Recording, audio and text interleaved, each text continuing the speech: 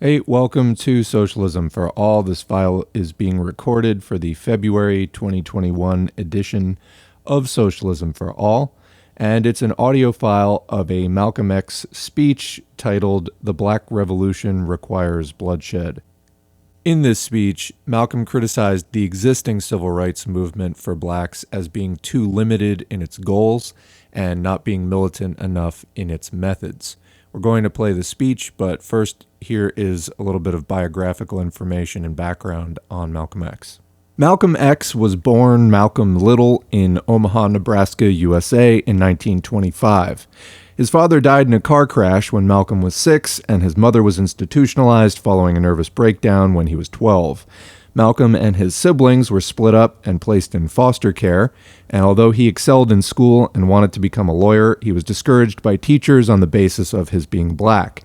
He dropped out, turned to crime, and was caught at the age of 20, sent to prison for a number of years, and there he became involved with the Nation of Islam organization. From the early 1950s, the FBI monitored Malcolm's activities, including his rapid ascent through the Nation of Islam organization following his parole in 1952. In 1964, following a conflict with Nation of Islam leader Elijah Muhammad, Malcolm, or Malik el-Shabazz as he also was known, left the organization, founded two organizations of his own, Muslim Mosque Incorporated and the Organization of Afro-American Unity, and embarked on a world tour in which he met with leaders of political movements interested in black empowerment and resistance to U.S. imperialism. Although Malcolm wasn't a Marxist, during this last year of his life, he was moving further and further away from the Nation of Islam's views, some of which he later felt to be destructively divisive, and was expressing more sympathies to socialism as a new social and economic model for oppressed people to take up to free themselves. Unfortunately, on February 21, 1965, as he was preparing to address a meeting of the Organization of Afro-American Unity, he was shot and killed by a man who rushed the stage. Malcolm was only 39 years old when he died and was just beginning to come into his own as a leader. He was a very intelligent and charismatic person. We can't know for sure what his life and legacy would have been like had he lived to a natural death. Another 40 years would have probably lived into the 21st century. But we can look to something like the Black Panther Party, which was founded just a few years later, as probably a logical extension of the type of work that he was doing. Anyway, here is the speech, which is taken from that last year of his life. I would like to make a few comments concerning the difference between the Black Revolution and the Negro Revolution. There's a difference. When you study the historic nature of revolutions, the motive of a revolution, the objective of a revolution, and the result of a revolution, and the methods used in a revolution, you may change words. You may devise another program. You may change your goal and you may change your mind. Look at the American Revolution in 1776. That revolution was for what? For land. How was it? Why did they want land? Independence. How was it carried out? Bloodshed. Number one, it was based on land, the basis of independence. And the only way they could get it was bloodshed. The French Revolution, what was it based on? The landless against the landlord. What was it for? Land. How did they get it? Bloodshed. Was no love lost. Was no compromise. Was no negotiation. I'm telling you, you don't know what our revolution is. Because when you find out what it is, you'll get back in the alley. You'll get out of the way.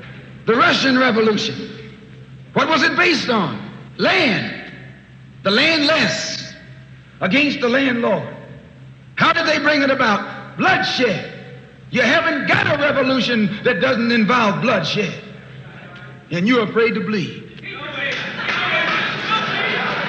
I said you're afraid to bleed. Long as the white man sent you to Korea, you bled. He sent you to Germany, you bled. He sent you to the South Pacific to fight the Japanese, you bled. You bleed for white people. But when it comes time to seeing your own churches being bombed and little black girls murdered, you haven't got no blood.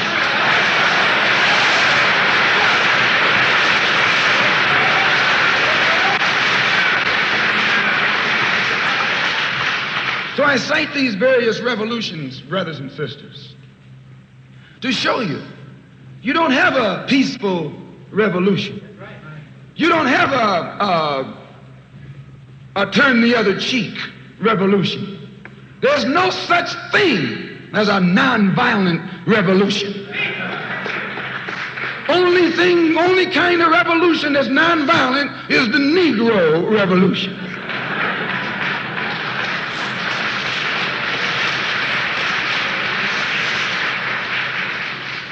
The only revolution based on loving your enemy is the Negro revolution. The only revolution in which the goal is a desegregated lunch counter, a desegregated theater, a desegregated park, and a desegregated public toilet. You can sit down next to white folks on the toilet.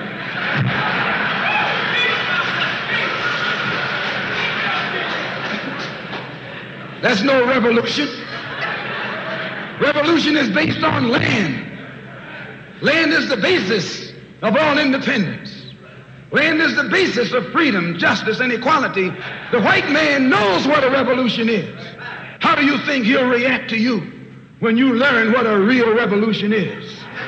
You don't know what a revolution is. If you did, you wouldn't use that word. A revolution is bloody. Revolution is hostile. Revolution knows no compromise. Revolution overturns and destroys everything that gets in its way.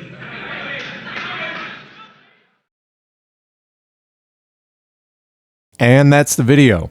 Thanks to our current patrons whose names are on the screen. If you'd like to get your name on the screen or just support us financially, you can go to patreon.com/socialismforall and sign up for a monthly donation. You can also follow us at facebook.com/socialism4all.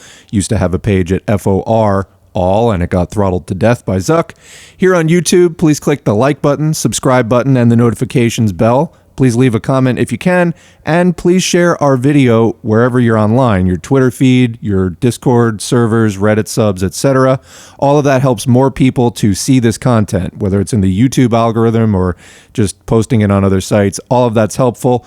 All of you out there supporting and promoting this content makes it all go that much more smoothly. We need to end capitalism, normalize talking about socialism today, and it's really kind of our only hope for a better tomorrow. Thanks for all you do, and we will catch you in the next video.